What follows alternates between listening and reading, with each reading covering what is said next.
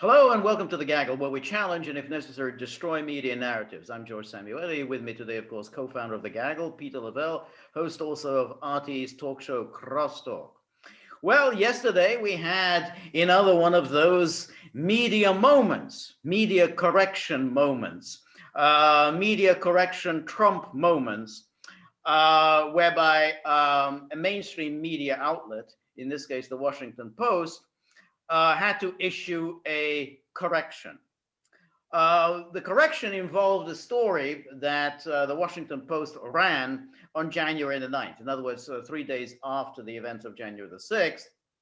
And the story contained an incendiary charge, namely that in December, Donald Trump had called the chief investigator of the Georgia Secretary of State and had told her on the phone, find the fraud in Georgia and you'll be a national hero. The story was obviously explosive given the circumstances of the time, and the Washington Post said that they had it on good authority. In other words, they said it was an anonymous source who told the Washington Post that this is what Trump said. It wasn't actually the woman that he spoke to, the chief investigator. They had it as an anonymous source. And then this story was quickly confirmed by other media outlets who said independently confirmed that is indeed what Trump said on that call. They said, but unfortunately, the audio recording of this call does not exist. The claims, the Washington Post claims, featured in the indictment, the impeachment indictment. So it was actually there, prominently featured. So now, what happened last week? The Wall Street Journal found the audio. So this call was surreptitiously recorded by the Georgia Secretary of State, who was involved in this bitter fight with Trump. It was recorded, and then they tried to destroy it. However, because they opened an investigation into Trump and to what Trump was involved in some obstruction of justice in Georgia, they opened an investigation, so they was prevented from destroying all documents. And they found this recording in the trash. And lo and behold, Trump never said, find the fraud. What Trump said is conduct an investigation in Fulton County because some bad things had happened there. And he just said to her, find, just do your investigation, find what's going on. And it wasn't an acrimonious conversation. It wasn't an acrimonious conversation, not at all. So we have another correction. Now, remember, we have had a number of these corrections. Remember the most famous. One direction. Yes. In one direction, every single time. Exactly. Just remember, one of the most famous was when the congressional staffers leaked to CNN the information that Donald Trump Jr. was notified on September the 4th, 2016, 10 days before the start of the publication of the WikiLeaks' emails. 10 days before, he was already notified about this, the publication. He knew ahead of time. And this was it. This was the smoking gun. We've got him. They were obviously colluding with WikiLeaks. Turned out, when they said September the 4th, they actually meant September the 14th, by which time WikiLeaks had already started the publication, and therefore this is all already on the public record. Yeah, well, hey, you can't even read the freaking date.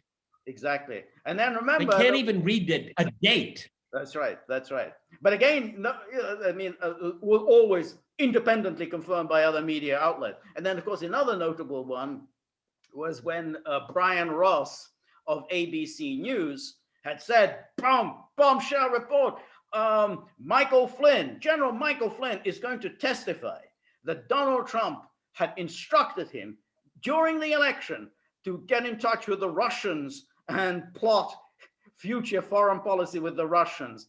Then he turned down, well, you know, when I said before the election, I meant after the election, by which time he was already the designated national security advisor. Hey, mistakes happen. So in one direction. In one direction. So yet another embarrassment, but one that the media will just simply, brush off their shoulders. Peter, what's your take? Well, a very good introduction. I mean, the first thing that came to my mind is that how many more can we expect? How many more should we expect? Okay. I mean, this is because the Wall Street Journal actually did some investigative journalism that this came about. Now, when that whole thing was going on, I remember in real time, I just thought, there's no way Trump would say something like that with people around him and then people around the person he was talking to. I mean, that's so incendiary. It just doesn't seem right to me. And I just passed it off as just being the usual biased news. There maybe was a little kernel, there maybe was a conversation, but it didn't go that far. And plus, they never show any proof at all. A trusted source, anonymous source. It's always that way. Okay, we never get to interrogate. And you know what? It takes time and resources to do that. And it takes ability to be able to understand how to put a story together. It's not as simple as people think. It's pretty easy to be deceptive, but you have to have a forensic mind to be able to reconstruct something to see if it's actually true. Now, this has just turned into a habit, I'm afraid, my friend, that just simply continues. Watch the coverage of, what are they going to call them? The Capitol Hill insurrectionists, the coup plotters. Wait for it. It's coming. It's only a matter of time. Okay. And so we're going to get the same thing happening all over again, except for in the case of the rioters. They don't have any resources. They don't have a Wall Street Journal investigator on their side. Okay. Right. And I'm terrified. I'm genuinely terrified of what we're going to get, because they're going to come out with an iron fist. But it just shows that the total lack of principles. I'm so sick and tired. Trump broke the norms. He broke No, you people did that. You trashed it. And there's no redemption from it. How many people have you lost your job? That NBC guy, I think he did. He did. ABC guy, Brian Ross. A couple of guys over at CNN got canned too. CNN, exactly. Yeah. But it's the exception and not what should be the norm here. I mean, it's just infuriating. What it told me is that something you and I have talked about since the inception of this podcast is that how many more times have they gotten away with this here? Okay, because with very limited resource, ever since 2008. Media has been clobbered. I mean, their resources have gone down significantly. And, being able to go back after every single one of these. I mean, remember the first 100 days of Trump's administration? There was a leak a day, 2 leaks a day. Is the FBI going to go after all the people that did that? But exactly. And that's remember when it was in January, before Trump was even inaugurated, when the Washington Post published that very damaging leak, or said to be damaging, the conversation between Flynn and Kislyak, the thrust of which was that Flynn and Kislyak were plotting to undermine Obama's foreign policy. Now this stuff is very serious, because this was clearly eavesdropped on by the NSA, and the Washington Post was essentially doing something completely illegal. We're now on, this is 4 years, more than 4 years have elapsed. No clues, no leads. There was only a limited number of people who knew about that phone call, so it shouldn't be that difficult to find out who it was who leaked this to the Washington Post. And Paul Manafort visited Julian Assange in London. Oh, yeah. I don't think they've ever retracted that. I don't think they ever did. That was one of Luke Harding's real jewels. Okay. That's right. I mean, everybody. See, the thing is that there's no downside to this lack of professionalism, and there's no downside to this partisanship inside the media. It is only in one direction. There's never been an instance it was the reverse. Okay. And so it shows how corrupt these people are. And you know what, George? It's only going to get worse because people are turning away in droves. The numbers came out yesterday is that people are turning it off, okay? Because it doesn't solve any problems. It's all partisanship. There's no news in the news. You know, there was a joke. There was a joke in the Soviet Union. Okay, pravda means truth, izvestia means news. And people used to joke, there's no truth in the news and no news in the truth. That's where we are now. Yeah, no, that's right. What is so damaging is that they're using sources. They are using partisan sources unquestioningly.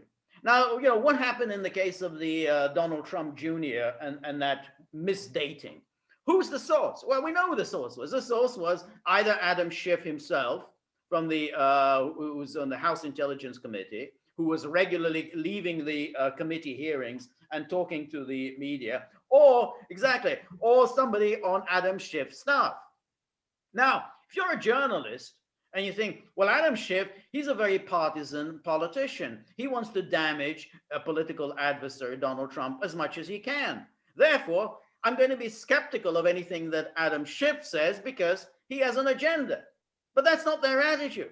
Same thing with Brian Ross. I mean, Brian Ross obviously got the information also from Adam Schiff or somebody on Adam Schiff's staff. And again, he treated it uncritically. Bam, we got the explosive information. And the same thing here with the Washington Post.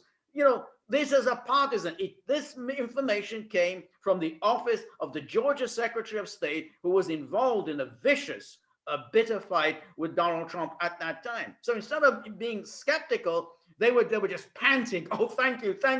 Let's just run with it without checking anything.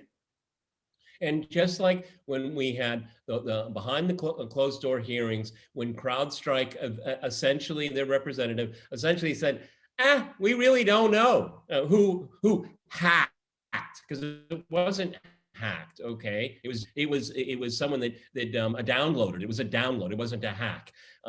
And so, but there were people in the room that heard that. It took how many months for that to be made public? How many months went by after we heard from senior members of the Obama administration that said, well, I just heard, I don't have any, hard evidence.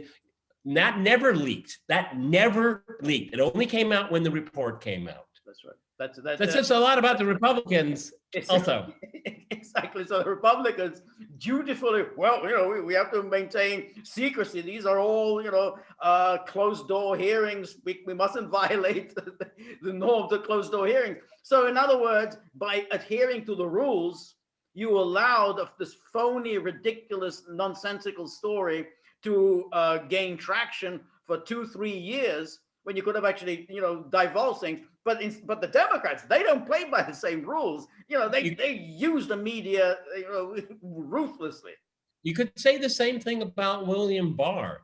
I mean, he had knowledge of things before the election, and we've discussed it, and I think we still have a slight disagreement here. But I mean, if you're sitting there in a position of power and being able to see how the pieces are moving on the board because you have a nice perch above, I mean, any attorney general would say, this is really an unfair playing field here. I mean, see, I understand his position, but I don't think he exerted himself very much to find an alternative to get information out to the public that was very important to make a decision on the election. Okay, so we have this the election, but also, well, I mean, the problem was with Durham. He didn't say, look, wrap it up, wrap up this investigation, because otherwise, if the election goes the other way, we will never hear about what it was that Durham found out as to Russiagate. And while with Hunter Biden, and then he took the other line. Well, hey, I'm gonna keep quiet about this. But in the meantime, of course, Barr was shooting his mouth off, saying that, well, I found no widespread fraud in the election. Well, you haven't conducted an investigation yet, so what the hell is your opinion matter in this?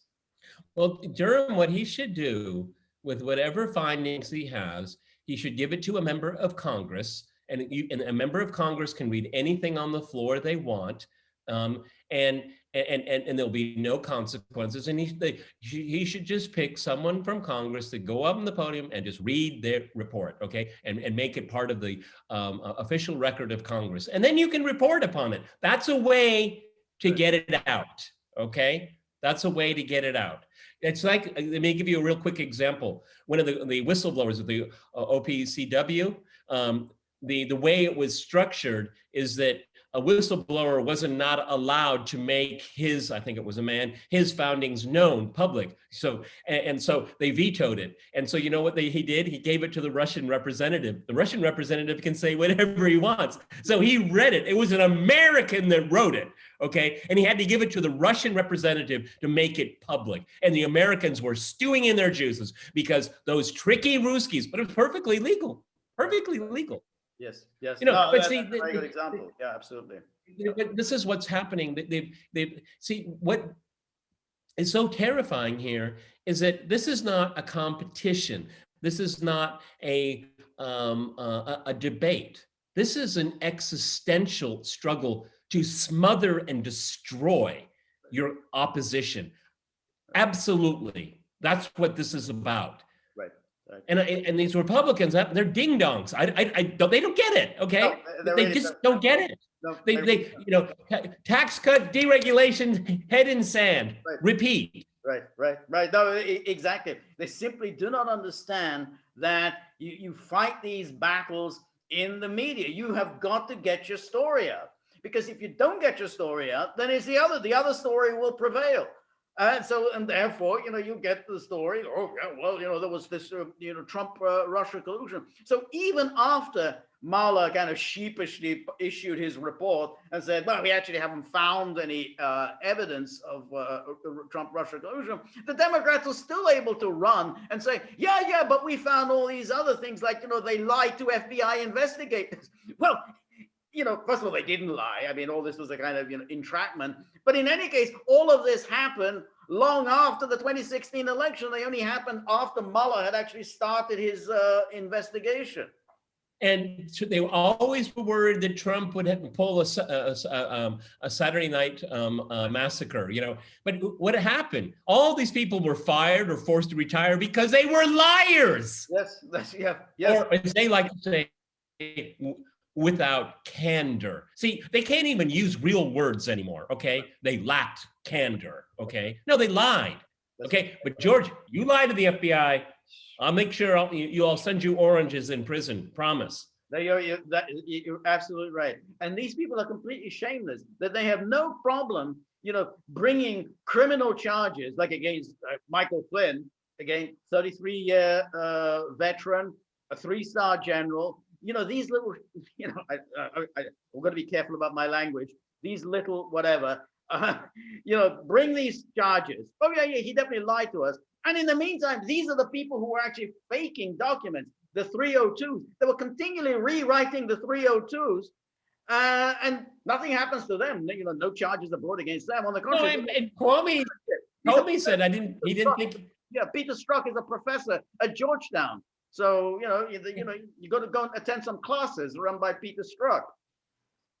And at first blush, they didn't think he lied. That's right. Okay, so that's why they had to keep rewriting the 302s to make it seem that he lied. But of course, he didn't lie. I mean, this is the story that we're discussing about the Washington Post is very, very important. Not because it makes us understand the past better. It gives us an insight of what is happening now. Right. What is happening now? Right. Because if they're not going to be held account, and they're just going to keep doing it. And so what do we have? We have the Democrats, we have the media, we have Hollywood, we have academia, big tech, right. And they're all marching to the same beat. Yep. Okay. Because this next few weeks, this is going to be amazing to watch. It's going to be what's the term that it was a star? What was the term from the Soviet Union? The trials, they were the show trials. Star trials. Yeah. Show trials. Yeah. Show trials. Yeah. Show trials. Okay. I'm predicting that's what we're going to get. I'm predicting. Right. Yeah, I mean, again, it's very interesting. I mean, yesterday, they brought a couple of indictments against two people for assaulting Officer Brian Sicknick. But what's interesting about this is that this has nothing to do with the death of Sicknick. And they're not accusing them of causing Sicknick's death. They're not charging murder. They're not charging attempted murder. They're not charging manslaughter. They're just saying, well, they assaulted them with bear spray or whatever. Well, that's a long, long way from what the original accusation was, that they bashed his skull in with a fire extinguisher. Because after all, they're saying that they assaulted other police officers with this spray. Well, none of the other police officers suffered any adverse effects. So obviously, we still don't know the cause of Sicknick's death. And nobody seems to be in any hurry to tell us, because the autopsy report has not been published. So what are they investigating? Right. What are they investigating? Look, not only do the people that were involved in the riot in the let's say the passive onlookers that were looking for Suvies, okay? I mean, that has to be one of the most photographed, filmed event in history, okay? And you're telling me that the Capitol doesn't have enough of these cameras. Where did they spend all that money since 9/11, by the way, okay?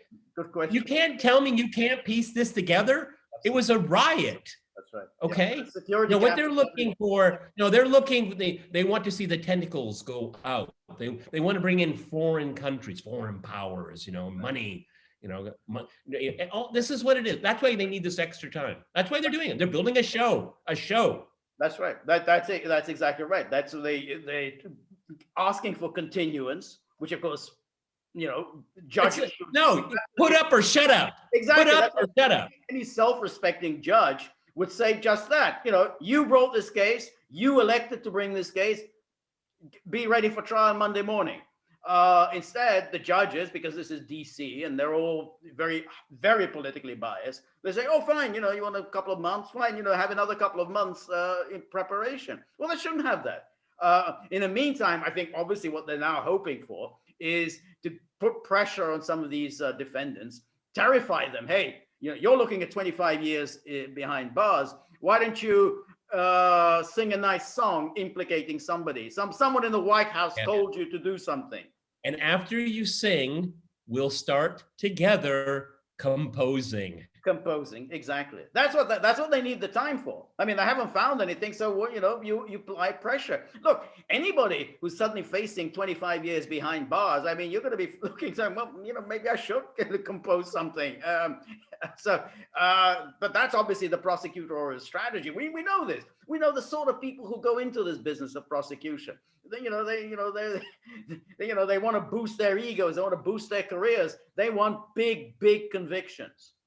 And then when we see the case, everyone watching, George and I here at the Gaggle, we will take it apart as we always do. We do it forensically, patiently, with facts. And I, for one, without bias, I have made it very clear on Crosstalk and here at the Gaggle, I'm far more interested in ideas and principles, okay? I don't really get very attached to individual politicians. They tend to burn you, okay? I wanna know what's happening and I wanna know where things are going because I'm very, very worried that it's going, I mean, this, at the end of the day, it's very simple. They will never allow another 2016 ever to happen again. Exactly. That's why they're doing this. They're doing the Capitol Hill a riot, HR1, enlisting big tech. Yep. They will disappear. Yep. Huge swaths of people if necessary, and they'll do it. They've shown that they will. Yep. Yeah. No, that's exactly right. And they badly need the enemy. I mean, they badly need Trump as the enemy to try to energize the Democrat base, and you don't have to talk about $15 an hour. Right. And bully, of course, big tech. Say, look, you've got to absolutely censor, any pro-Trump comment because this terrible person will come back. So they're basically trying to coerce all the media, big tech, big data, everybody, precisely to prevent any recurrence of 2016, and this trial, the show trial, as you say, is going to play a part in that. They're going to try and show that there was this giant conspiracy, at the head of which ultimately was Donald Trump. That's right. That's right. That's why they need, see, what they need is they need visual aids. They're going to have PowerPoints. They need a lot of pictures. See, it's going to be telling a story, and the only way you're going to be able to sell it to half the country is to do it as a show and tell. Okay. Yep. I mean, we saw that with the impeachment, which was absolutely doctored, cut and spliced and everything. It was really, really primitive. Okay, and they're going to do the same thing again, because there's no evidence that you and I have come across, and I keep always an open mind, is that these people, there were a group of people that went into the Capitol. There were some that wanted to make trouble, and they succeeded in doing it. And now they've been able to paint half the country as some kind of conspiracy.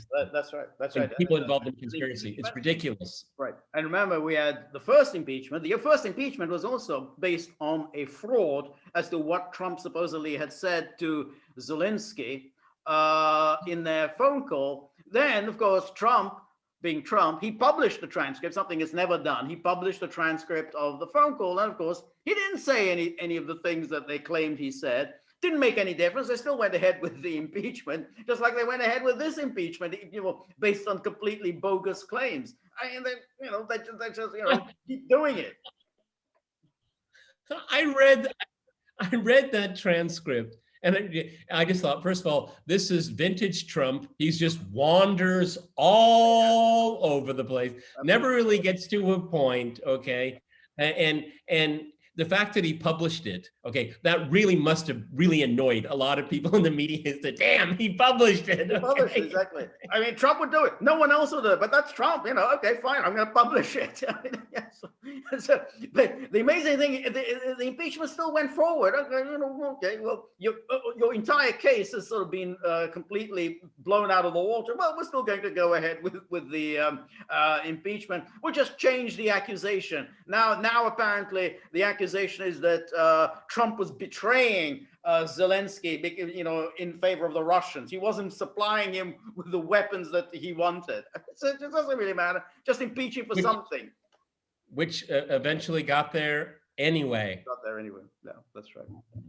All right, Peter, we will, of course, maintain our laser-like focus on the US media, pathetic though it undoubtedly is. We are now on Rumble. Look us up on Rumble. And remember, if you like the gaggle, please like, share, and subscribe. See you soon. Bye.